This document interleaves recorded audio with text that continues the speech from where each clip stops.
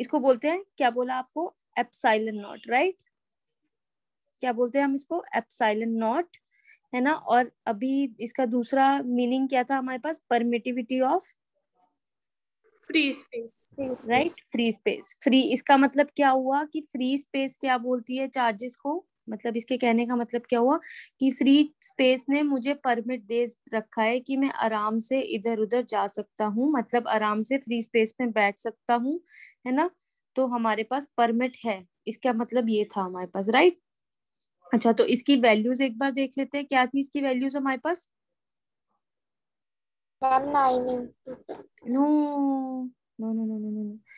अच्छा, एक बार 8.8। मैं ऐसे कहती हूँ, एक बार मैं कूलम्स लॉ को दोबारा से ब्रीफ में देती हूँ। कूलम्स लॉ किस पे एप्लीकेबल था हमारे पास, पॉइंट चार्जेस पे, राइट। कूलम्स लॉ या कूलम साइंटिस्ट ने हमारे पास क्या दिया था, उसने बिल्कुल वैसा रिलेशन दिया था जैसे ग्रेविटेशन में फोर्स का फॉर्मूला था हमारे पास, कि force is directly proportional to product of masses. यहाँ पे हम चार्ज की बात कर रहे हैं, इलेक्ट्रोस्टैट से हमारे पास, तो इलेक्ट्रिक चार्जेस की बात होगी, तो force is directly proportional to product of two point charges inversely proportional to the square of the distance between them. जितना उन दोनों के बीच में डिस्टेंस है, इनवर्सली प्रोपोर्शनल उसके है।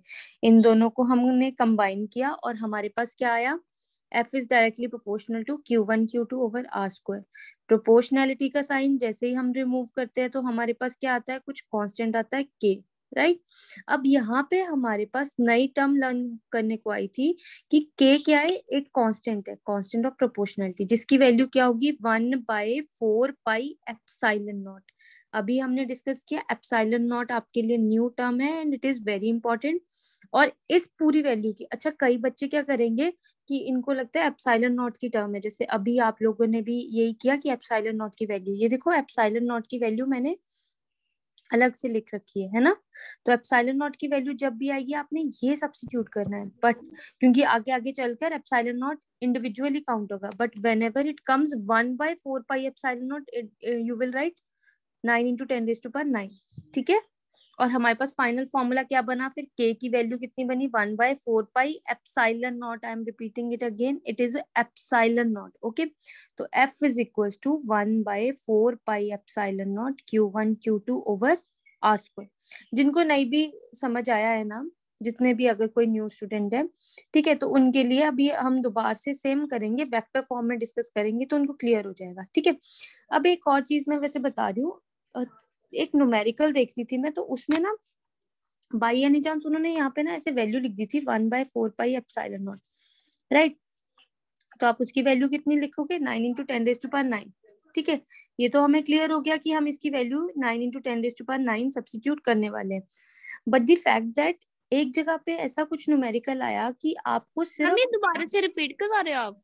नहीं वही चीज है, बस मैंने वो कूलम्स लॉ आपको रिपीट करवाया है थोड़ा सा, क्योंकि यहाँ पे कोई न्यू स्टूडेंट्स है, और एक बार थोड़ा सा ब्रीफ दूंगी मैं हर बार, जैसे ही लास्ट क्लास का है ना, फर्स्ट 5 मिनट्स में मैं बिल्कुल ब्रीफ दूंगी आपको, सो दैट कि आपको एक बार रिकॉल हो जाए, ठीक है। ओके बिल्कुल मैम। आपके लिए बिल्कुल ये सारी चीजें न्यू है, तो आपको कोई प्रॉब्लम ना आए, तो एक बार हम थोड़ा सा डिस्कस कर लिया करेंगे, ऑलराइट। अच्छा, तो अब हमारे पास ना यहाँ पे एक न्यूमेरिकल में वैल्यू थी कि उन्होंने 4πε0 दे रखा था, या 4πε0 वहां पे उन्होंने यूज कर रखा था, तो बच्चे गड़बड़ कर जाते हैं। तो वेन एवर इट कम्स 4πε0, तो आप इसकी वैल्यू के सब्स्टिट्यूट करोगे, 1/10⁻⁹ है ना, 9 × 9, ये यहाँ पे चला जाएगा, ये यहाँ पे आ जाएगा, गॉट इट। तो जब आप न्यूमेरिकल्स करते हो ना, तो ये छोटी छोटी मिस्टेक्स आपको वहां पे दिखाई नहीं देती है कि अब मैं क्या इसकी वैल्यू सब्स्टिट्यूट करूँ, तो ये चीजें बातें ध्यान में रखना। बच्चे क्या करते हैं कि 4πε0 देखा नहीं कि 9 इंटू, सिर्फ डायरेक्टली यही सब्स्टिट्यूट कर दिया। याद रखना ये 1/4πε0 की वैल्यू है, गॉट इट, ठीक है। अच्छा, तो अब हम, मैंने आपको लास्ट क्लास में ये भी बोला था कि एक बार थोड़ा सा वेक्टर्स देख के आना, तो कोई देख के आया वेक्टर्स, वेक्टर्स हमने कर भी रखे थे लास्ट यस। Year, right. तो अच्छा, तो वेक्टर्स में क्या होता था हमारे पास, हम ना पहले एक, मैं पहले बेसिक चीज आपको लर्न करवा देती हूँ सो दैट कि आपको प्रॉब्लम ना आए। देखो वहां पे हमारे पास था ट्रायंगल लॉ, राइट, ये कलर लाइट है ना, ट्रायंगल लॉ। ट्रायंगल लॉ में क्या होता है हमारे पास, हम लोग ये बोलते थे ना कि two sides representing, two adjacent sides representing, right, two vectors, and the third side taken in opposite order, है ना, ये सेम ऑर्डर में होती है, और third side in opposite order will give us the resultant vector. ऐसे ही होता था ना, Yes, ma'am. राइट. अच्छा, तो आज ना हम ना एक नेमिंग देंगे. अब आप ध्यान रखना मैं कैसे नेमिंग दूंगी. लेट इट बी, मैं इसको सपोज करती हूँ R1 वेक्टर. पोजीशन वेक्टर को जब भी हम पोजीशन वेक्टर्स लिखेंगे आजकल, पोजीशन वेक्टर याद करो, अगर हम वहां पे भी कोई डायग्राम बनाते थे 3D में, तो हम ऐसे डायग्राम बनाते थे ना, इस तरह से, है ना, या 3D 2D में कोई भी डायग्राम बनाते थे, ये ओरिजिन हो देते थे, बोलते थे P पॉइंट पे है तो ये R है. तो व्हाट इज R हियर? बच्चों को कुछ टर्म्स क्लियर नहीं होते, तो हम यहाँ पे ये क्या बोलेंगे, position vector, not result. Resultant को तो यार मैं कैपिटल R से डिनोट करती थी, राइट. रिजल्टेंट को तो हम कैपिटल R से डिनोट करते थे ना. ये तो अब पोजीशन वेक्टर्स आ गए ना, देखो, है ना. अगर कल को यहाँ पे 2-3 पॉइंट हो गए P Q, right, P Q, है ना. अगर मैं यहाँ पे कोई Q दे देती आज पॉइंट, तो ये R1 बन जाता, ये R2 बन जाता.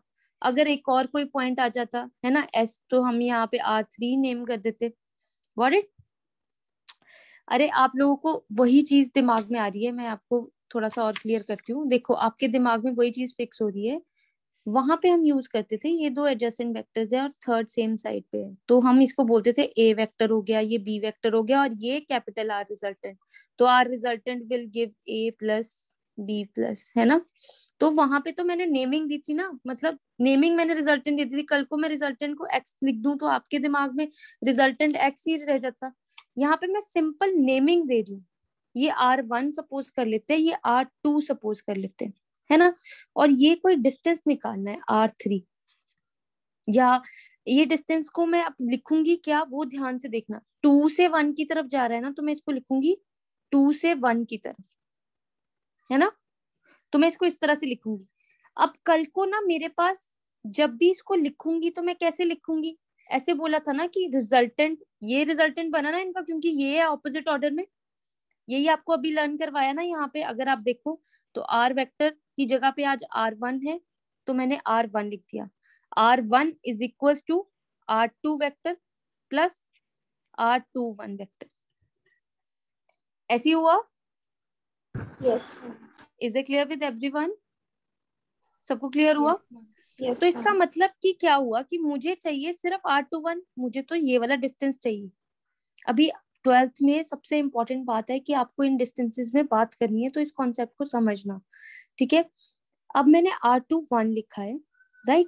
तो इसका मतलब कि यहाँ पे R1 ऐसे ही रहेगा और ये इधर आ जाएगा, तो ये R1 माइनस R2. तो आज से हमने क्या क्रैम कर लेना है कि अगर यहाँ पे 2 1 है तो यहाँ पे क्या होगा, 1. Got it? ठीक है. मतलब कि आज से आपके पास अगर वेक्टर 2 1 पूछा है तो आप 1 में से 2 माइनस करोगे, मतलब इसका ऑपोजिट. अब करते हैं हम Coulomb's law in vector form, है ना. कूलम्स लॉ सिंपली हमें क्या दी थी, कूलम्स लॉ ने फोर्स दी थी. आज हम इसके ऊपर देखेंगे वेक्टर्स. अब चार्ज इज अ कौन सी क्वांटिटी है, Scalar. Right. Charge is a scalar quantity. Very nice. तो इसका मतलब कि चार्ज के ऊपर तो मैं वेक्टर लगाऊंगी तो सबसे बड़ी मिस्टेक और ब्लंडर हो जाएगा, है ना. तो इसका मतलब कि ये कांस्टेंट है, कांस्टेंट्स कभी भी कुछ नहीं होते. तो इसका मतलब यहाँ पे क्या बचा, बस डिस्टेंस. तो इसके ऊपर भी वेक्टर लगेगा. तो इसका मतलब कि दो वेक्टर्स बने, फोर्स और एक डिस्टेंस हमारे पास, है ना. तो चलो अब देखते हैं. अब हमारे पास डिस्प्लेसमेंट या डिस्टेंस, जो भी हम यहाँ पे शॉर्टेस्ट पाथ ले रहे हैं उसको कंसीडर करते हैं. तो अब इसको साथ ही साथ आप ड्रॉ भी कर लेना, है ना, और साथ ही साथ ही आप लोग लिखना भी स्टार्ट कर लेना, because it is very very very important. ठीक है. Coulomb's law in vector form. I hope आप सबको क्लियर हो रही हो बातें. ठीक है. अब देखते हैं Coulomb's law in vector form हम कैसे स्टार्ट करेंगे. अब हम लोग बात कर रहे हैं पॉइंट चार्जेस की, राइट. वेक्टर्स भी शो करने हैं. इसका मतलब हमें 2D लेना ही पड़ेगा, 3D हम बना नहीं सकते अभी, 2D हमें लेना ही पड़ेगा. And Coulomb's law is applicable. Minimum to minimum 2 charges चाहिए और that should be point charges होने चाहिए. तो देखो मैंने 2 चार्जेस रख दिए. अब एक रखा मैंने Q1 चार्ज एक रखा मैंने Q2 चार्ज, ठीक है। ओरिजिन O है हमारे पास, ये x एक्सिस होते हैं हमेशा और ये y एक्सिस होते हैं, ठीक है, क्लियर। अब देखो यहां से यहां तक गया तो ये बना पोजीशन वेक्टर R1। क्या बना? Position vector R1। ये यहां से यहां गया, ये क्या बना? Position vector R2 for charge 2। Is that clear with everyone? यहां तक क्लियर है सबको? Yes, ma'am. Yes ma'am. अब देखना मैं दो चीजें नई ड्रॉ करने वाली हूँ, उनको ध्यान देना। अब Q1 की वजह से 2 के ऊपर फोर्स लग रही है, दोबारा से Q1 की वजह से, बिकॉज ऑफ Q1 Q2 के ऊपर फोर्स लग रही है, तो इसका मतलब कि, और ऊपर से दोनों चार्जेस कैसे हैं? दोनों चार्जेस Point कैसे हैं? charge. पॉइंट चार्जेस है और ऊपर से पॉजिटिव है, राइट। तो इसका मतलब पॉजिटिव पॉजिटिव एक दूसरे को अट्रैक्ट करेगा या रिपेल करेगा? Repel. Repel. Similar charges will repel each Yes. Other. तो इसका मतलब इसका एरो मैं इसकी तरफ को बनाऊंगी फोर्स का या बाहर की तरफ बनाऊंगी? Ma'am, बाहर. है ना, तो इसका मतलब मैंने फोर्स का इस तरफ को एरो बना दिया। अच्छा, तो 2 पास में, अब देखो बच्चे ना भूल जाते हैं, अब आप लोग ना हमेशा भूल जाते हो कि यहाँ पे 1 आना था या यहाँ पे 2 आना था, यहाँ पे डिस्टेंस का 1 आना था या डिस्टेंस का 2 आना था। इसमें वेक्टर फॉर्म, इसीलिए वेक्टर फॉर्म वो एग्जाम में देते हैं क्योंकि आप लोग 1 2 में कंफ्यूज होगे। तो अब मैं आपको ना इसी के साथ साथ आपको लर्न करवा दूंगी, आपको भूलेगा नहीं। 2 है ना, 2 के पास है, तो इसका मतलब ये फोर्स जो एक्ट कर रही होगी वो कौन सी होगी? F21, है ना। और फिर इसका मतलब F21 को हम साथ ही लिख भी देते हैं, it will be force acting on Q2, है ना, due to Q1, right. Force acting on Q2 due to Q1। Got it? Is it clear? ठीक है। Yes. अब ऐसे ही हम 1 के लिए देखते हैं, तो इसके लिए फोर्स कौन सी आएगी आप लोग बताओ, कौन सी F. Force? Very good, F12 vector, ठीक है। तो अब मैं इसको क्या लिखूंगी? F12 वेक्टर, तो मैं इसको लिखूंगी force acting on Q1 due to Q2, Q2। Right. अच्छा, अब प्रॉब्लम आई रास्ते की हमारे पास। अब ये बीच का ज्वाइन भी तो करना पड़ेगा ना, तभी तो फोर्सेस एक्ट करेंगी। अब जब यहाँ पे आते हैं फिर से, अब जब ऐसे था ना तब तो हमारे लिए बहुत आसान था, प्रोडक्ट ऑफ चार्जेस लिख दिया और डिस्टेंस बिटवीन देम। अब आज अगर तुमने वेक्टर लगा दिया है तो अब हमें R12 और 1 2 वगैरह का हमें चक्कर देखना पड़ेगा कि कौन सा किसके साथ है ना। तो देखो ये 2 से 1 की तरफ जा रहा है, ये 2 से 1 की तरफ जा रहा है, तो जो इस तरफ को जाएगा उसको हम क्या नाम देंगे? R21। जो इस तरफ को आएगा उसको क्या नेमिंग देंगे हम? R। R12. Got it? देख लो सब, सब देख लो एक बार।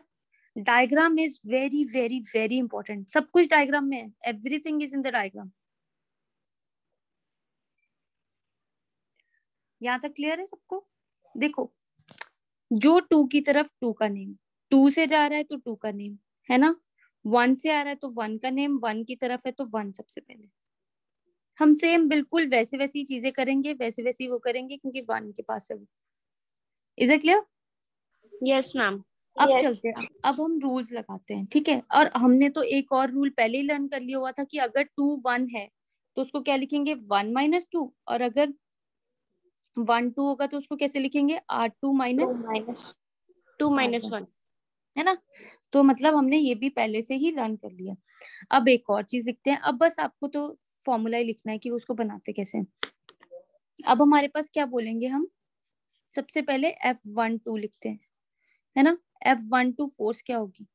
ये क्या होता है? 1/4πε0, राइट। ये तो जनरल है हमारे पास, चार्जेस भी हमारे पास स्केलर क्वांटिटी है तो वो भी जनरल में लिखूंगी। अच्छा, तो 1 2 फोर्स है हमारे पास, है ना। 1 2 फोर्स है, पर 1 2 फोर्स का साथ कौन दे रहा है वेक्टर?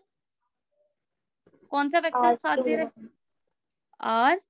R21। अच्छा, तो अब ना आप लोगों के लिए मैं एक सिंपल चीज बोलती हूँ, या तो आप R21 डायरेक्टली नीचे लिख लो या R12 ही लिखा रहने दो, ठीक है, जैसे R12 ही लिखा रहने देती हूँ आप लोगों के लिए, यहाँ पे उसका मैग्नीट्यूड का स्क्वायर होता है ना, देखो यहाँ पे क्या था, ये सारा अभी तक मैग्नीट्यूड लिख रही हूँ, 1/4πε/Q1 Q2/R², ये मैग्नीट्यूड है ना। अगर देखो वेक्टर में हमने सीखा था कि R चाहे आप सिंपल ऐसे लिख लो या फिर आप ऐसे लिख लो, इसको हम क्या बोलते हैं, उसका मैग्नीट्यूड। राइट। अगर किसी को नहीं भी पता है तो उसको मैं बता दूं, तो इसका मतलब अगर मैंने सिंपल भी लिखा है वैसे भी लिखा है तो ये मैग्नीट्यूड है। इसका मतलब ये अभी तक फोर्स की स्केलर क्वांटिटी लिखी हुई है, ये सारा स्केलर है, इसमें कोई अभी तक वेक्टर नहीं है ना। अब वेक्टर कौन देगा वो देखते हैं। अब कौन है इसकी डायरेक्शन में, ये है ना। और याद करो, तो अगर मैं एक बार रिकॉल करवाऊं आप लोगों को, तो वेक्टर्स में कौन देता था डायरेक्शन हमारे पास, which vector is known for the direction? Unit very good, very good boys, बिल्कुल सही बोल रही हैं गर्ल्स। अंश, हाँ जी, अनुभव, अरिन, बताओ जरा जल्दी। यूनिट वेक्टर, वहां पे अगर आप लोगों को याद हो तो हम हमेशा आई जे के, जब अगर मैं किसी के साथ लगा देती थी तो आई जे के का मतलब क्या होता था, ऐसे ही होता था ना, कि अगर एक्स एक्सिस है तो आई कैप, आई की डायरेक्शन है ना, जे है तो वाई की डायरेक्शन, के है तो इसका मतलब वो जेड वाली की तरफ, राइट। तो इसका मतलब डायरेक्शन कौन देता था, जिसके सर के ऊपर कैप लग जाती थी, और जिसके सर के ऊपर कैप लग जाती थी वो कौन से वेक्टर होते थे हमारे पास, यूनिट यूनिट वेक्टर। इसका मतलब यहाँ तक ये पूरी स्केलर क्वांटिटी आई हमारे पास, डायरेक्शन कौन दे रहा है, यूनिट वेक्टर। और यहाँ पे यूनिट वेक्टर का काम कौन कर रहा है हमारे पास, 2 1। अगर ये 1 2 है तो 2 1, तो बस अब आपका फॉर्मूला बन गया। इसका मतलब कि आज से आपको बस ये लर्न करना है कि अगर यहाँ पे 1 2 है तो यहाँ पे बस यूनिट वेक्टर की डायरेक्शन कौन सी देनी है, 2 1, है ना। अब सिमिलरली आप ऐसे ही लिखोगे, सिमिलरली करके पैरेलल लाइंस के साथ एल वाई लगा के, सिमिलरली का सिंबल होता है हमारे पास। अगर मैं बोलूं तो फटाफट से मुझे लिखवा दो सेकंड वाले के लिए, F21 will be equals to, हाँ जी बोलो, 1/4 yes Q2 right, R21 vector का into मैग्नीट्यूड सीधे लिख दो, R12 I। है ना। तो यहाँ पे कितना आ जाएगा, R12 वेक्टर, बस दैट्स इट, बॉक्स कर दो इसको, बस ये बन गया आपके। यही तो निकालना था फोर्सेस। अब जब भी एग्जाम में आएगा तो आप थ्योरी कैसे लिखोगे उसके लिए मैं बताती हूँ। आप बोलोगे consider 2 point charges Q1 Q2, right, having position vectors R1 vector and R2 vector respective. Forces acting on Q1 and Q2 will be F21 and F12 vector, और उसके नीचे आप ये लाइन्स लिख दोगे।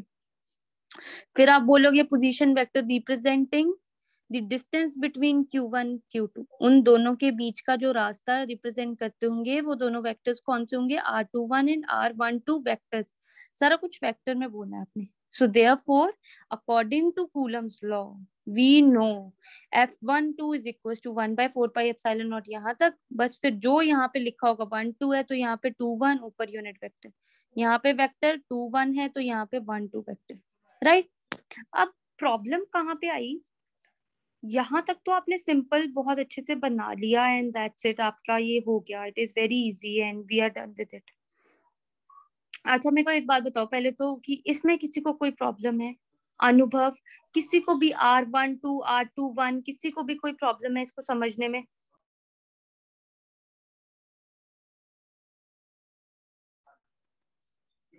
बताओ।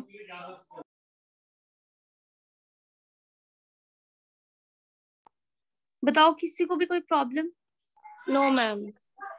देखो गर्ल्स को तो मेरे को पता है कि बहुत अच्छे से क्लियर हो गया है ना। अगर बॉयज में किसी को भी कोई प्रॉब्लम है तो प्लीज आप अभी भी पूछ सकते हो, कि 1 2 या 2 1 में किसी को भी कुछ भी पूछना है तो दे मे आस्क प्लीज। पक्का सबको क्लियर है 1 2 यहाँ से क्यों आया, ये 2 1 क्यों आया। अच्छा कई टीचर्स ऐसे होते हैं कि ना वो बोलते हैं कि अभी भी हमें क्लियर नहीं हुआ, या कई बच्चों को आदत होती है कि वो ज्यादा एक्सप्रेस करना है, तो उनके लिए मैं यहाँ पे दोबारा से एक फॉर्मूला लिख देती हूँ।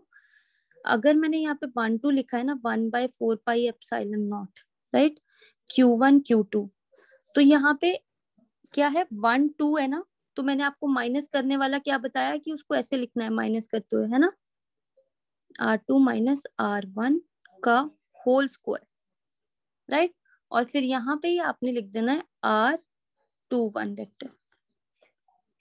Got it? Got it? Yes, ma'am. ठीक है, तो मतलब कि कहने का मतलब इसको ओपन कर दो आप, ठीक है। अच्छा, यहाँ तक भी क्लियर हो गया? अच्छा, क्लियर है। अब चलते हैं इसका आगे पार्ट को कैसे और थोड़ा इलेबोरेट करते हैं और देखते हैं कि कैसे होगा हमारे पास। अगर मैं 1 2 या 2 1 कोई भी एक ले लो, है ना, 2 1 vector is equal to 1/4 pi epsilon naught Q1 Q2 over R21 vector का होल स्क्वायर, है ना, और यहाँ पे R है ना 1, ठीक है, राइट। अच्छा, अब हम लोगों को पता है कि हम लोग यहाँ पे लिखेंगे वी नो। अब इसका आगे नेक्स्ट जो हमारे पास एक्सप्रेशन आएगा उसको हम देखते हैं, ठीक है। हम यहाँ पे क्या बोलेंगे, वी नो, ठीक है। R12, जब भी हम यूनिट वेक्टर को ओपन करते हैं तो हम यूनिट वेक्टर को कैसे ओपन करते हैं? अगर सबको याद हो, वेक्टर ऊपर और नीचे उसका मैग्नीट्यूड। देखो, जब भी वेक्टर लिखना है इसका मतलब उसके ऊपर ये मतलब है, अगर आप मॉड लगा देते हो तो इसका मतलब उसका मैग्नीट्यूड है। ऐसे ही लिखते थे ना वहां पे। अगर किसी को नहीं भी याद आ रहा तो अगर मैं एक छोटा सा रिमाइंडर आपको करवाऊं, हमने कितने सारे न्यूमेरिकल्स किए हैं, 3i + 4j + 2k, है ना। तो मैं आपको बोलती थी कि मुझे इसका यूनिट वेक्टर का मैं पूरा आंसर निकाल के बताओ, तो आप फटाफट से क्या लिखते थे, ऊपर 3i + 4j + 2k, नीचे क्या करते थे, अंडर द रूट मैग्नीट्यूड निकालते थे ना, 3 का स्क्वायर + 4 का स्क्वायर + 2 का स्क्वायर, राइट। ऐसे ही करते थे ना आप लोग, है ना, Yes, ma'am. अकेले अकेले को ब्रेक करना। तो यहाँ पे भी यही है, जब भी यूनिट वेक्टर को ओपन करना है तो उसका रूल क्या है, वेक्टर ओवर इट्स मैग्नीट्यूड। अगर आप भूल भी गए हो तो कोई बात नहीं, हमने आज फिर से डिस्कस कर लिया, ठीक है। तो इसी चीज को मैं यहाँ पे लिखूंगी, ठीक है। बट प्रॉब्लम क्या है, बट R12 जो है उसका मैग्नीट्यूड तो R21 के बराबर है। मैग्नीट्यूड का मतलब क्या होता है कि अगर आप डायरेक्शन ना देखो तो रास्ता तो वही है, अगर हम डायरेक्शन को नहीं नोटिस करते तो देखो पाथ तो वही है ना हमारे पास, डिस्टेंस तो उतना ही रहेगा। इसका मतलब इन दोनों का, अगर ये 2 किलोमीटर है तो ये भी 2 किलोमीटर है, बस ये नॉर्थ से साउथ है ना, और वो साउथ टू नॉर्थ है, राइट। तो अगर मैं Yes. सिर्फ मैग्नीट्यूड की बात करूं तो इसका मतलब वो तो 2 किलोमीटर ही रहेगा। तो कहते हैं मैग्नीट्यूड इक्वल है, राइट, 1 2 इज इक्वल टू 2 1, है ना। But this is equal to this, their directions are Different. Different या ऑपोजिट, कुछ भी बोल दो, या ऑपोजिट बोल दो आप, ठीक है। तो इसका मतलब कि R12 की direction is opposite to minus of R21। Got it? ठीक है। अच्छा, तो फिर इसका मतलब कि अगर बोलता है कि ये इसके इक्वल है तो क्यों ना मैं यहाँ पे डायरेक्टली सब्स्टिट्यूट कर दूं। तो मैं सब्स्टिट्यूट कर देती हूँ, इसका मतलब मेरे पास फॉर्मूला क्या मैम बना है, माइनस क्यों लगाया है? माइनस इसलिए लगाया, देखो 1 2, ये देखो ये उनका मैग्नीट्यूड है क्योंकि मैंने मॉड के अंदर लगा रखे हैं। पर अगर आप यहाँ पे डायग्राम में देखो तो एक इस तरफ को आ रहा है और एक उस तरफ को जा रहा है। तो वेक्टर्स में हमने क्या बोला था कि अगर एक दूसरे से ऑपोजिट होगा तो हम उसका क्या लगाएंगे, माइनस। माइनस साइन लगाएंगे, राइट, है ना। तो Yes. डायरेक्शन चेंज करेंगे, तो हमने वही किया, ठीक है। तो अब हमारे पास यहाँ पे क्या आ गया, इसको मैं सिर्फ सब्स्टिट्यूट कर रही हूँ यहाँ पे, ठीक है। सिर्फ मैं यूनिट वेक्टर को ओपन कर रही हूँ, आप सब देख लो, Q1 Q2 के बराबर। अच्छा, तो अगर मैं यूनिट वेक्टर को ओपन करूंगी तो ये R12 ऊपर वेक्टर, नीचे R12 का मैग्नीट्यूड, यहाँ पे R21 का स्क्वायर है। पर मुझे इतना तो पता है कि ये और ये तो बराबर है आपस में, ये Yes. और ये तो आपस में इक्वल है ना। तो इसका मतलब क्यों ना मैं आज इसको और सिंप्लीफाई कर दूं, तो आज के बाद आप लोग क्या लिखोगे final vector form, Q1 Q2 over R21 है, R21 लिख लो, आपकी मर्जी है, क्यूब का क्यूब, राइट। और यहाँ पे आपके पास क्या आ जाएगा, R12 सिंपल वेक्टर। तो लो, हमारी फाइनल प्रॉब्लम भी सॉर्ट आउट हो गई।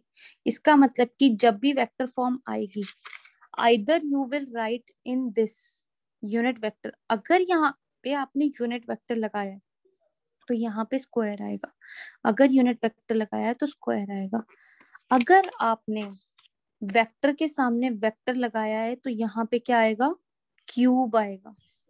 Got it? तो क्या आएगा, क्यूब आएगा। क्यूब। अब एक बात बताते हैं, अब ये सारा आई गेस आप सबको क्लियर हो गया। यस एनीवन एनीवन किसी को प्रॉब्लम? देखो मैंने यहाँ पे क्या किया, अगर किसी बच्चे को कंफ्यूजन भी है, मैंने पुराना ही फॉर्मूला उठाया पीछे से, उसको मैंने पिक किया, ठीक है, वहां से मैंने सिंपली यूनिट वेक्टर को ओपन किया। यूनिट वेक्टर को जैसे ही मैंने ओपन किया, उसको क्या बोलते हैं, वेक्टर ओवर इट्स मैग्नीट्यूड। मैंने बस उसका मैग्नीट्यूड बोला, फिर जब मैंने पीछे डायग्राम में देखा तो मैंने देखा कि उन दोनों के जो मैग्नीट्यूड्स है वो तो आपस में इक्वल है, मैग्नीट्यूड इक्वल है, पर आपस में उनकी डायरेक्शंस ऑपोजिट है, ठीक है। तो बस मैंने ये बात यहाँ पे क्लियर कर दी, सो दैट कि ये अब आगे जाके आपके पास बहुत काम आने वाली है। बस उसके बाद मैंने इस वैल्यू को उठाकर यहाँ पे सब्स्टिट्यूट किया और बोला कि ये दोनों बराबर है, यूनिट वेक्टर को ओपन किया तो उसका क्यूब बना दिया, यहाँ पे क्यूब आ गया और वो सिंपली वेक्टर की फॉर्म में ओपन हो गया। किसी का मन नहीं है कैप यूनिट वेक्टर लगाने का तो वो सिंपल वेक्टर लगाएगा, तो अब अगर वो वेक्टर लगाएगा तो नीचे क्यूब लगाना पड़ेगा। अब एग्जाम में टीचर क्या करेगा, टीचर सिर्फ यही चीज नोटिस करेगा कि आपने अगर यहाँ पे वेक्टर लगा दिया है, क्योंकि कई बार क्या होता है गलती गलती से हमारे पेन चलते चलते है ना, हम लोग सीधा वेक्टर वेक्टर लिख देते हैं, हम यूनिट नहीं लगाते। तो अगर आपने वो मिस्टेक कर दिया तो उसको कट नहीं करना, फिर यहाँ पे क्यूब लगा देना। Got it? Then play smart. Is it clear? Yes ma'am. ठीक है। अच्छा, ऐसी भी कोई प्रॉब्लम नहीं होगी अगर 2-1 है, तो मैं तो रखती हूँ कि अगर आप 2-1 रखो तो 2-1 ही रखते हैं, क्योंकि because this is all about symmetry. अगर आप लोगों का ऐसे मन करता है कि मेरे को 1-2 ही लिखना है तो यहाँ पे 1-2 भी लिख सकते हो, कोई इशू नहीं, ठीक है। Because it is a magnitude, हमने मॉड लगा रखा है, पर मॉड जरूर लगाना है। अगर आपने मॉड नहीं लगाया then it is a blunder mistake, ठीक है। अब एग्जाम में क्वेश्चन क्या आएगा, ठीक है, ऐसे नहीं कोई भी आपको simply, because this is a 12th class, तो हम लोग थोड़ा सा ट्विस्ट तो वो लोग ऐड करेंगे, तो वो ये बोलेंगे कि show that Coulomb's law shows Newton's third law. तो न्यूटन्स थर्ड लॉ क्या बोलता है, what does Newton third law से? For every action Every there is an reaction equal has the and equal and opposite opposite reaction. या ठीक है, every action has equal and opposite reaction हमारे पास। Reaction. तो इसका मतलब कि वो बोलता कि अरे सामने फोर्सेस पड़ी हैं, कहता कि बस मुझे प्रूव करके बता दो कि ये फोर्सेस एक दूसरे से ऑपोजिट है। अच्छा, तो अब अनुभव ने क्या किया, वो कंफ्यूजन में पड़ गया। अनुभव बोलता कि मुझे डायग्राम से तो दिख रही है ये दोनों आपस में उल्टी है, पर मैं अब यहाँ पे कैसे प्रूव करूं कि ये दोनों आपस में ऑपोजिट है।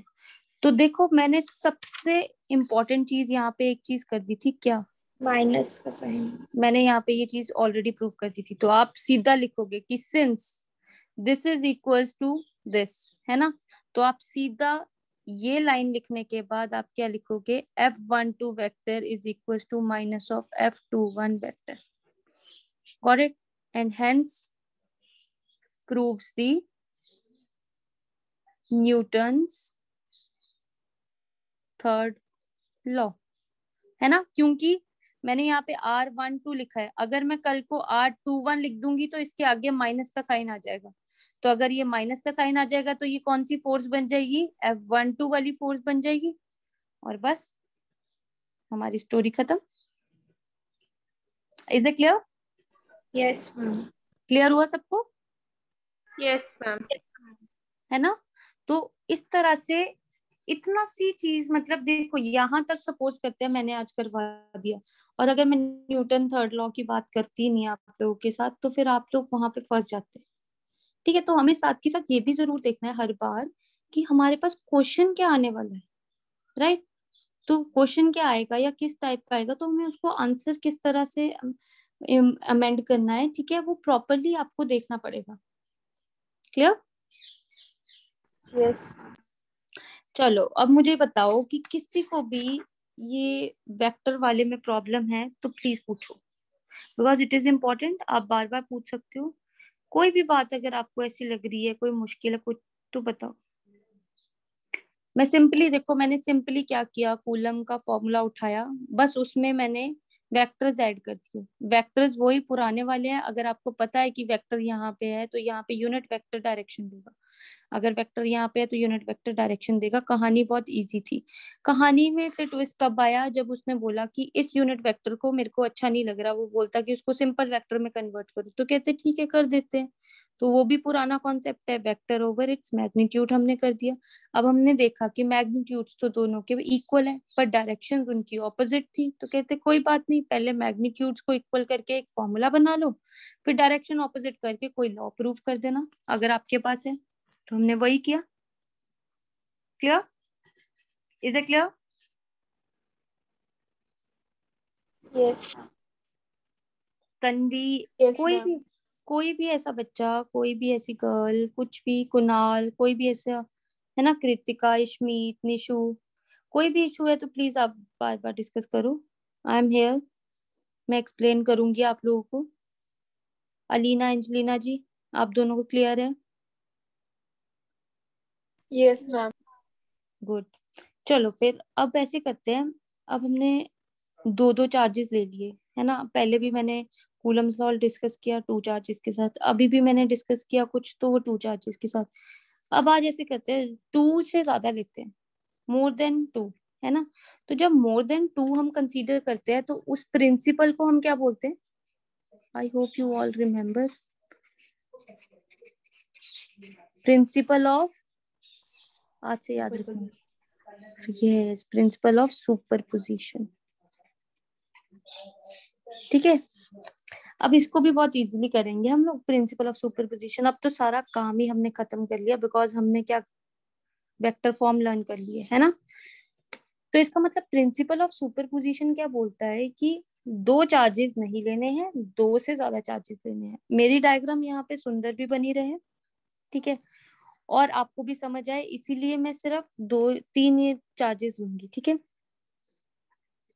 तो इसका मतलब हम यहाँ पे डिस्कस कर रहे हैं, ठीक है, ये रहा, ठीक है, ये Q1 चार्ज, फर्स्ट चार्ज, ठीक है, ये कोई चार्ज और लेते हैं, Q2 चार्ज, ठीक है, Q3 चार्ज, हो सकता है तो आप Q4 भी ले सकते हो, मैं जानबूझ के एक बस लास्ट QN चार्ज ले रही हूँ, मतलब डॉट डॉट डॉट N तक, ठीक है।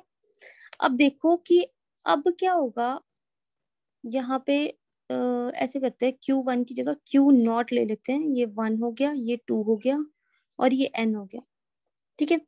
नॉट मैंने इसलिए लिया क्योंकि सिंपली वो हमारे लिए इजी हो जाएगा उस तक पहुंचाने के लिए, ठीक है। या फिर इसको नॉट ले लेते हैं, इसको 1 ले लेते हैं, और भी इजी, ठीक है। अब क्या होगा, सुपरपोजिशन प्रिंसिपल, अब है तो सारे चार्जेस रेस्ट पे, कोई इधर उधर भागेगा नहीं। सुपरपोजिशन प्रिंसिपल क्या बोलता है कि एक नहीं, दो नहीं, मतलब कूलम्स लॉ इम्प्लीमेंट करने के लिए 2 चार्जेस तो चाहिए ही चाहिए थे, तो वो बोलता कि 2 नहीं लेने, अब 2 या 2 से ज्यादा। तो मैंने बोला कि मैं n नंबर ऑफ चार्जेस ले लेती हूँ, मतलब पूरा भर दूंगी मैं चार्जेस के साथ, ठीक है। तो अब क्या हुआ कि सबसे पहले एक चार्ज हम फिक्स रखेंगे, तो एक चार्ज फिक्स रख दिया, कोई भी रख दो रैंडम भी, मतलब आप 2 रख सकते थे, आप n रख सकते थे, आप 1 रख सकते थे। मैंने जानबूझ के नॉट रखा या 0 रखा, बिकॉज क्योंकि वो सेंटर में लाई कर रहा था और थोड़ी सी डायग्राम की सिमेट्री और सुंदर भी लगे, तो इसीलिए मैंने उसको नॉट को सेंटर में रखा, ठीक है। उस एक चार्ज को कहते फिक्स रखो और बाकियों पे इफेक्ट देखते हैं क्या है। तो सबसे पहले Q1 और इसकी बातचीत हुई, दोनों पॉजिटिव थे, तो इन्होंने बाहर की तरफ फोर्स निकाल दी, ठीक है। Principal of superposition will give you only force, ठीक है।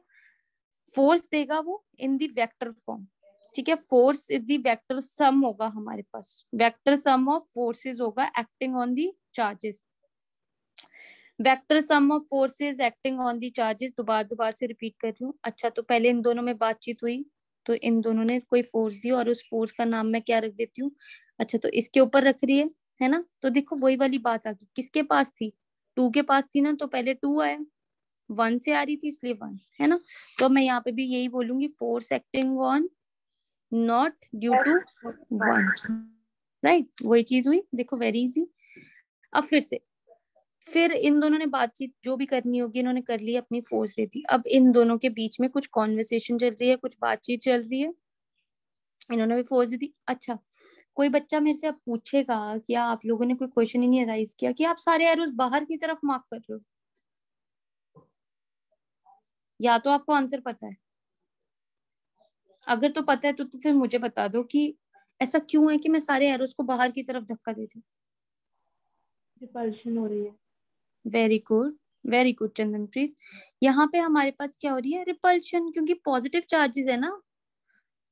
अरे देखो यहाँ पे क्या किया था, पॉजिटिव चार्जेस एक दूसरे को बाहर की तरफ ही तो धक्का मार रहे थे, है ना। अगर ये नेगेटिव होता, एक प्लस का एक माइनस का, तो अट्रैक्शन होती और मैं एरो एक दूसरे की तरफ करती उसको, राइट। तो इसका मतलब ये रिपल्शन हो रही है। अब फिर से नॉट पहले है तो इसके और सेकंड के ऊपर हो रहा है हमारे पास, तो 2 और ये, ठीक है। अब एन है तो एन और नॉट के बीच में अब बातचीत हो रही है, तो इन्होंने भी अब बातचीत की, तो इनका भी एरो मार्क कर देते हैं हम। यहाँ पे आ गया हमारे पास, तो मैं यहाँ पे क्या बोलूंगी, 0 to n। Is it clear with everyone, है ना। अब प्रिंसिपल ऑफ सुपरपोजिशन, अब हम क्या बोलेंगे, according to principle of superposition, है ना। अब प्रिंसिपल ऑफ सुपरपोजिशन हमारे पास क्या बोल रहा है कि टोटल फोर्स आपको कैलकुलेट करनी है, which will be the vector sum of forces acting on the body. तो इसका मतलब पहले की वजह से वेक्टर सम, फिर दूसरे की वजह से वेक्टर सम, फिर आपको तीसरे की वजह से करना है, थर्ड वाला देखो हमें दिख तो नहीं रहा, बट मैंने क्योंकि एन तक लेने हैं तो इसलिए, plus dot dot dot plus up to n. Is it clear, I hope ये क्लियर होगा सबको, ठीक है। Yes. अच्छा, तो अब ये इन्होंने एक और सबसे बड़ी प्रॉब्लम क्रिएट कर दी अनुभव के लिए। अब अनुभव सोच रहा होगा यहाँ पे कि अच्छा खासा चल रहा था, मैं जनरली लिख देता, पर यहाँ पे इन्होंने वेक्टर लगा दिया अब, है ना। तो अब वेक्टर को अभी हमने रीड किया है, वेक्टर को सिंप्लीफाई कर लेते हैं, तो जो फाइनल टोटल फोर्स एक्ट कर रही होगी वो क्या होगी, अब वो देखते हैं कैसे होगी। अब फर्स्ट वाली के लिए पहले मैं लिख रही हूँ 1/4πε0 Q0 Q1, राइट, यही 2 चार्जेस होंगे। अच्छा, यहाँ पे 0 1 है तो यहाँ पे भी 0 1 वेक्टर का क्यूब लिखना है, क्यूब में लिख लो, वेक्टर में लिखना है वेक्टर में लिख लो, आपकी मर्जी है, ठीक है। यहाँ पे है ना।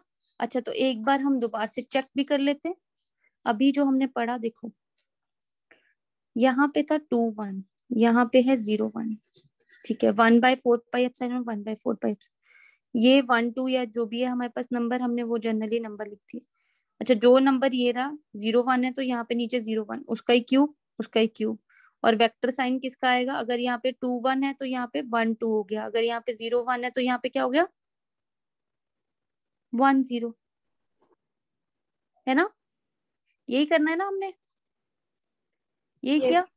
तो अब सिमिलरली बस फटाफट से सबके साथ लिख दो, 1/4πε0 Q0 Q2 divided by R02 vector cube, ठीक है, R20 वेक्टर, ठीक है, dot dot dot up to n तक कर देते हैं हम फटाफट से। 1/4πε0 Q0 Qn divided by R0n, हमारे पास वेक्टर का क्यूब Rn0 वेक्टर, ठीक है। हमने जनरली सारा लिख दिया जो भी लिखना था। अब एक चीज नोटिस करो जरा, हमारे पास फाइनल में 1/4πε0 सबके पास है, बाहर निकालो, Q0 सबके पास है, बाहर निकालो, है ना। बाकी और नहीं है, पर सबका सम हो रहा है। तो जब भी अगर आप याद रखो, आप लोग 10th क्लास तक या 11th में आप सबने स्टैट्स पढ़ रखा है, जिनके पास मैथ्स है, जिनके पास नहीं है उन्होंने 10th क्लास में, तो हम समेशन लगाते थे स्टैट्स में, है ना। This is the sign of summation, मतलब सम करना है इन सबका, किस किस का करना है वो देखते हैं। यहाँ पे बच गया 1, क्योंकि Q0 तो सब में से देखो ये भी और ये भी कॉमन निकाल लिया, तो ये नंबर चेंज कर रहा है हर बार। तो मैं यहाँ पे क्यू आई लिख दूं। आई कहाँ से कहाँ तक है, 1 से शुरू हो रहा है ना, तो इसका मतलब 1 से कहाँ तक जा रहा है, लास्ट n तक। Enter.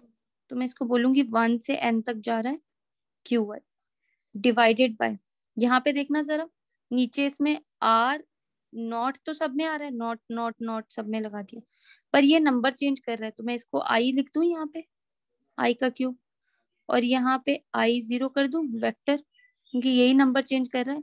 अच्छा, तो आई अगर 1 है तो यहाँ पे 1 आ गया, यहाँ पे 1 आ गया, यहाँ पे 1 आ गया, तो फर्स्ट वाला बन गया हमारे पास। मैम आई प्लस क्यों एक बार बता दो।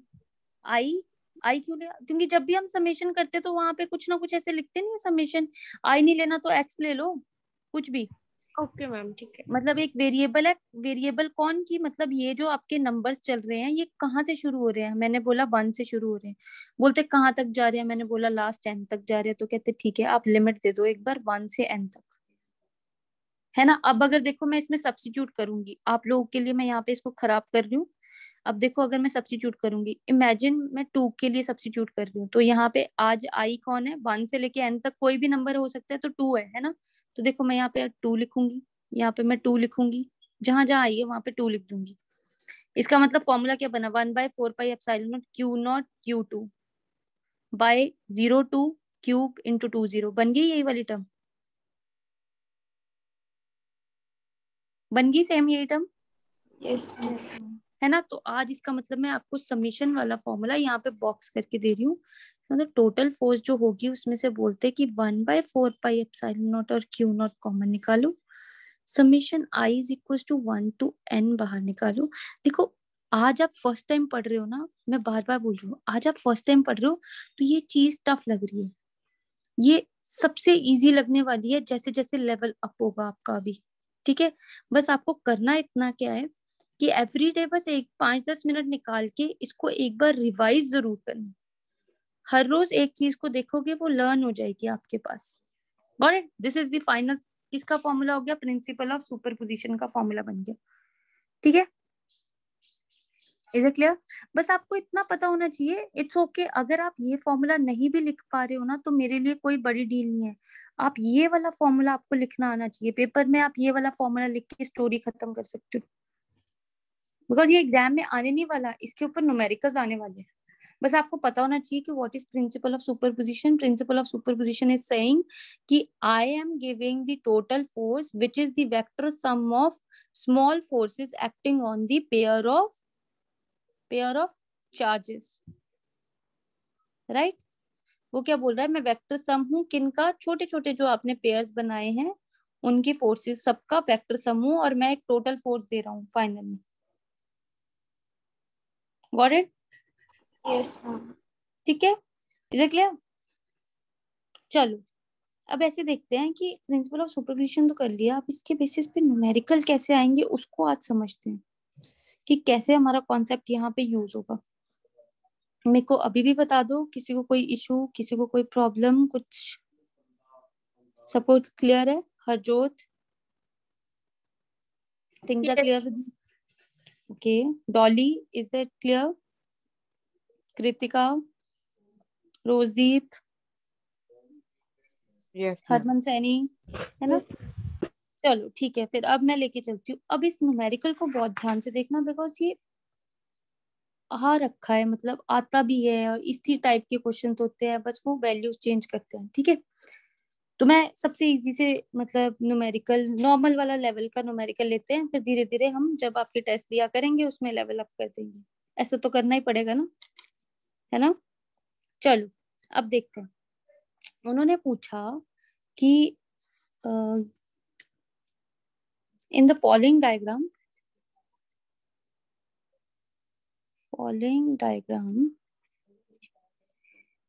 calculate the force acting on point D, right. अब देखते हैं उन्होंने डायग्राम क्या दे रखी है, चलो डायग्राम बना लेते हैं। इस तरह से डायग्राम में है, स्क्वायर दे रखा है, ठीक है। जर्नल में ले लूं या मैं वैल्यूज दे दूं अभी, बता दो आप।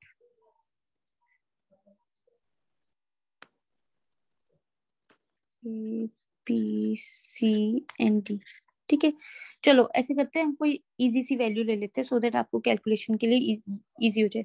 स्क्वायर है, this is the square of side 2 metre, तो सारी साइड्स 2 मीटर है। ठीक है, सब पे सिमिलर चार्ज बैठा हुआ है, क्यू क्यू क्यू क्यू। ठीक है, उन्होंने पूछा कि फोर्स डी पे एक्ट कर रही है, वो कितनी होगी। चलो कैलकुलेट करो जरा प्रिंसिपल ऑफ सुपरपोजिशन से। लेट मी सी कि आप लोग कैसे करते हो। हाँ जी बताओ।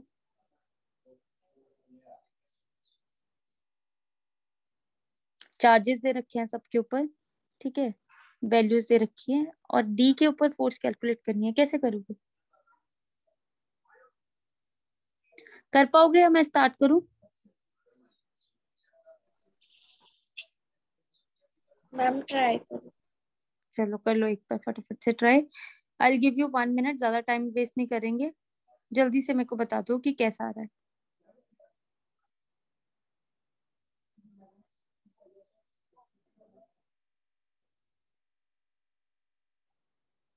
आप लोगों ने लेक्चर चेक किया था, रिवाइज करके आए थे सब। Yes ma'am. देखो, मेक इट अ हैबिट कि चाहे कुछ भी हो जाए, चाहे मेरी क्लास स्टार्ट होने से 10-15 मिनट पहले ही आप फटाफट से यूट्यूब पे देखो, A1 इंस्टीट्यूट के चैनल पे पड़े हुए हैं, फटाफट से उसकी स्पीड फास्ट करके आपने एक बार गो थ्रू करना है कि क्या करवाया था, सो दैट कि आपके लिए वो कॉन्सेप्ट क्लियर हो।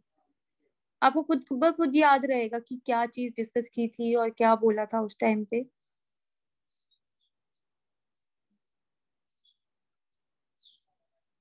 Ma'am 1/4 pi epsilon not into Q²/4। Q²/4, अच्छा चलो देख लेते हैं, है ना। अब इस आंसर को हम दिमाग में रखेंगे कि कैसे आया था सॉरी। इनका। इट्स ओके, कोई बात नहीं, कोई बात नहीं, ठीक है। अब इसको हम यहाँ पे 4 या 8 जो भी आपका आंसर आया, अब इसको आप ऐसे ही रखना, ठीक है। अभी हम देखते हैं इसमें मेथड कैसे करेंगे। हमेशा याद रखना कि प्रिंसिपल ऑफ सुपरपोजिशन ने हमें क्या सिखाया। क्या सिखाया उसने, उसने ये बोला कि आपको ढेर सारे चार्जेस को नहीं देखना है। आपको क्या देखना है, सबसे पहले देखो मैंने इन दोनों को देखा, फिर मैंने इन दोनों को देखा, फिर मैंने इन दोनों को देखा, राइट। ठीक है, अब अब ऐसे ही मेरे पास इनके पास हुआ, ठीक है। मैंने क्या किया, अब सबसे पहले ए से डी को देखते हैं, दोनों के ऊपर सेम चार्ज है, ठीक है। सेम चार्ज है, पॉजिटिव चार्ज है बाहर की तरफ, तो मैं इसका आज से नाम रख दूंगी फोर्स AD या DA, कुछ भी रख लो, क्योंकि अभी इसका कोई यहाँ पे यूज नहीं है हमारे पास, क्योंकि हम तो वैल्यूज लिखेंगे। अब C और D पास में बैठे हुए हैं, तो इन दोनों की वजह से यहाँ पे रख देती हूँ CD, राइट, या DC रख लेते हैं, जैसे अभी आप लोगों को सिखाया उसी ऑर्डर में रखते हैं, सो देट आप लोग गड़बड़ ना कर दो, ठीक है। क्लियर। अब पहले मैं इन दोनों फोर्सेस को निकाल लेती हूँ, FDA वाली फोर्स को निकालते हैं। अच्छा, ये दो फोर्सेस है, तो ये 1/4 पाई एप्सिलॉन, ठीक है। दोनों के ऊपर Q Q है, तो Q इंटू Q, तो Q² कर दूं यहाँ पे, राइट। इन दोनों के बीच का डिस्टेंस कितना है, R²। अच्छा, तो R² डिस्टेंस है, तो इसका मतलब 2 मीटर था, तो इसका मतलब यहाँ पे कितना बन जाएगा, वो 4 बन जाएगा, ठीक है। वेक्टर है, तो साथ में मुझे डायरेक्शन भी देनी पड़ेगी, पर क्योंकि ये मैग्नीट्यूड में, चलो मैं डायरेक्शन भी यहाँ पे डिस्कस कर देती हूँ। तो डायरेक्शन क्या होगी, आर DA है, तो आर यूनिट वेक्टर लगा के AD कर दिया हमने, ठीक है।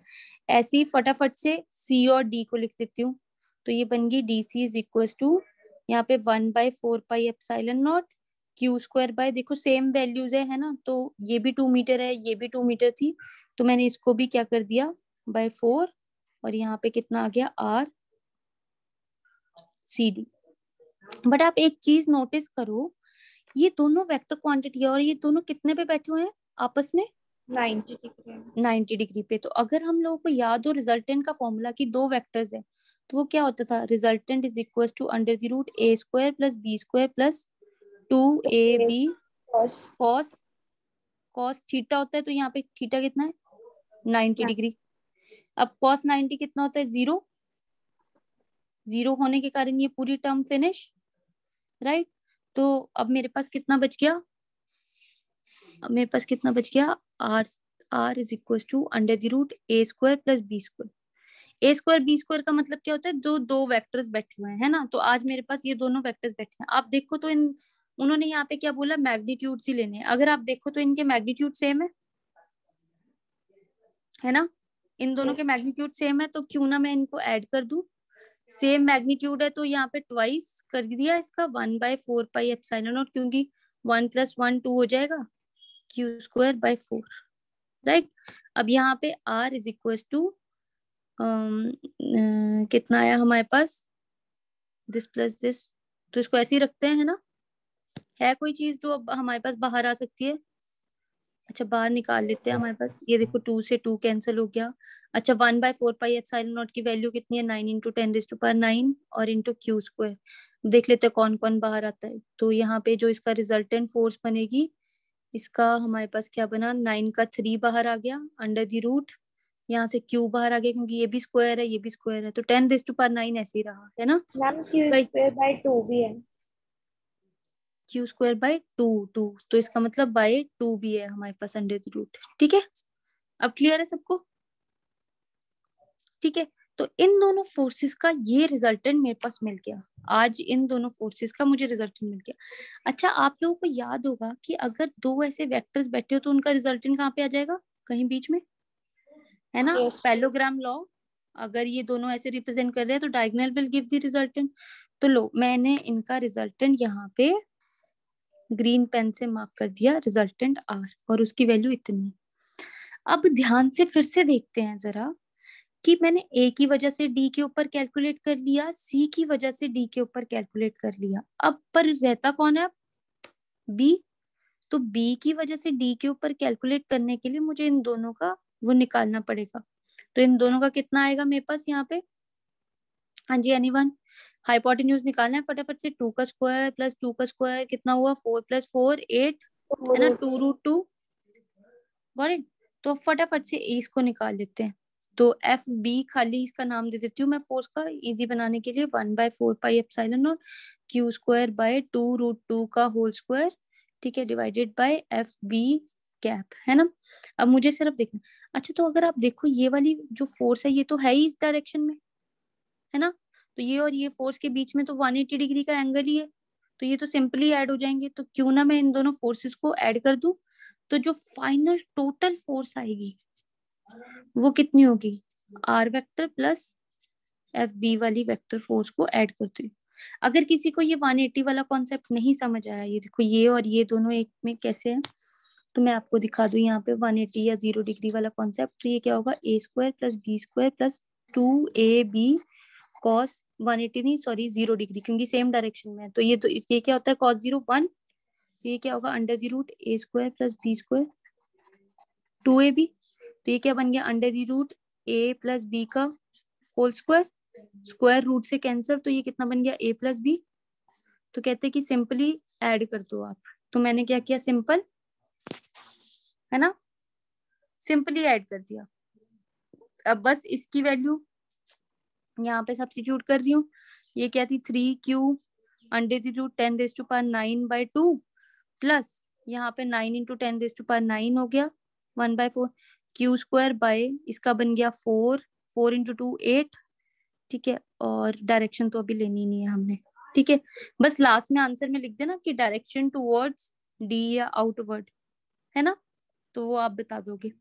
तो बस इनको सॉल्व करके आपके पास एफ टोटल आंसर आ जाएगा। देखो मैंने ना ऑन द स्पॉट यहाँ पे वैल्यूज बनाई है, जब आपके पास पेपर में क्वेश्चन आएगा तो उसकी डायरेक्ट वैल्यूज आपके पास दे रखी होंगी, परफेक्ट स्क्वायर्स होंगे, तो उनके पास आपके जो आंसर्स आएंगे वो बड़े परफेक्ट एंड प्रॉपर आएंगे, ठीक है।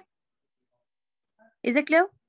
अब पता चला कि यहाँ पे किसी ने न्यूमेरिकल में आंसर निकाला था, तो अब पता चला कि वो क्वेश्चन कैसे निकालना है, कि जब भी स्क्वायर आ जाए, ट्रायंगल आ जाए, कुछ भी आ जाए, तो आप लोगों को देखना है कि ये क्वेश्चन कैसे होगा। तो डी के ऊपर पूछा तो पहले ए और डी का रिश्ता निकालो, सी और डी के निकालो, फिर देखो कि वो दोनों वेक्टर्स आपस में कैसे बैठे हैं।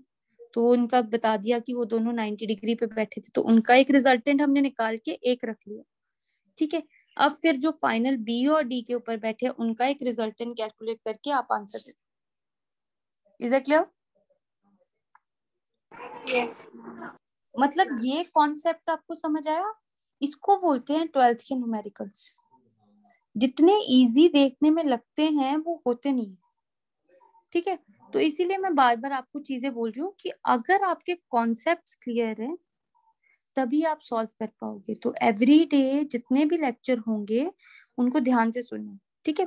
अच्छा चलो, अब मुझे एक बात बताओ, अगर यही सेम क्वेश्चन, ऐसा सही कुछ क्वेश्चन आज उन्होंने शेप चेंज कर दी है ना, तो लो ट्रायंगल दे दिया, फिर तो तुम्हारे लिए इजी हो जाएगा। ए बी सी, बी के ऊपर पूछा तो तुम क्या करते? फिर पहले ए और बी का निकालते रिश्ता, इक्विलेटरल ट्रायंगल है, फिर इसका और इसका निकालते, राइट?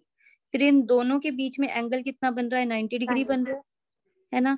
फिर से बस, फिर इसका इन दोनों का जो रिजल्टेंट आता वो आपके पास आंसर आएगा। Got it? तो ऐसे इतनी इजीली मत छोड़ देना कि इन दोनों का और इन दोनों का, है ना? इतनी इजीली नहीं आपने छोड़ना।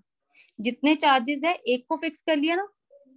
देखो यहाँ पे भी उन्होंने क्या बोला कि डी के ऊपर पूछो, तो डी के ऊपर पूछा, पहले एक को फिक्स कर लिया, 1 और 2 का रिश्ता, इसका और इसका रिश्ता, और इसका और इसका रिश्ता, ठीक है? फिर उसके बाद आपको क्या बोला यहाँ पे? बी के ऊपर तो एक को फिक्स कर लिया, इसका और इसका और इसका इसका। पर आप ये रिलेशन तो इजीली फाइंड आउट कर लोगे, पर उनका क्वेश्चन कहने का है कि प्रिंसिपल ऑफ सुपरपोजिशन आपने कहाँ पे लगाया? तभी वो बार बार उन्होंने क्या बोला कि it is the vector sum. Vector sum करनी है आपने, वेक्टर एडिशन करनी है। तो देखो मैंने यहाँ पे वेक्टर्स यूज किए ना, जैसे ही देखा कि वो दो फोर्सेस है और वो 90 डिग्री पे बैठी है तो मैंने 90 डिग्री की बात की। फिर से जब दोबारा से फोर्सेस आई तो मैंने देखा कि वो सेम डायरेक्शन में, तो मैंने 0 डिग्री की बात की, सॉल्व किया, फिर डायरेक्टली ऐड किया और आंसर आ गया। Is it clear? क्लियर है सबको? मैम आज की नोट शेयर कर देना ग्रुप में। हाँ जी, मैं पक्का से कर दूंगी, ठीक है? किसी को कोई इशू? क्लियर है सबको? Yes ma'am. ठीक है। अब ऐसे करना कि एक बार ना प्रिंसिपल ऑफ सुपरपोजिशन के न्यूमेरिकल जरूर करके देखना, ठीक है? छोटे छोटे, जरूरी नहीं है मैं आज ही आपको बोल रही हूँ कि आज ही आप बहुत ही हाई लेवल के क्वेश्चंस उठा दो। बहुत इजी सिंपल क्वेश्चंस करके देखना, छोटे छोटे। अब देखो यहाँ पे क्या किया मैंने, सारे पॉजिटिव पॉजिटिव चार्जेस ले लिए। अब आप कोई एक नेगेटिव चार्ज रख लो यहाँ पे, तब क्या होगा? तब एक फोर्स इधर को आ जानी थी, अट्रैक्टिव, है ना? एक फोर्स बाहर की तरफ है, एक फोर्स इधर है, पर 90 डिग्री तो बन नहीं रहा है। पर यहाँ पे जब भी क्यू क्यू ले रहे होंगे तो आपको उसके साथ सिंबल लेना पड़ता, फिर यहाँ पे एडिशन की बजाय सब्ट्रैक्शन आ जाती, ठीक है? तो मतलब ऐसे छोटे छोटे ट्विस्ट वो आपको देंगे और वो आपको बस जज करने हैं कि कैसे आएंगे answers. Is it clear? Yes. ठीक है, तो ये छोटे छोटे न्यूमेरिकल्स करके देखना। आई होप ये आपको क्लियर होगा। आज का लेक्चर थोड़ा सा वेक्टर्स के कारण टेढ़ा था, ठीक है? नेक्स्ट क्लास इजी होगी फिर से, ठीक है? उसमें बिल्कुल नई टर्म्स आएंगी, तो जस्ट बी अटेंटिव।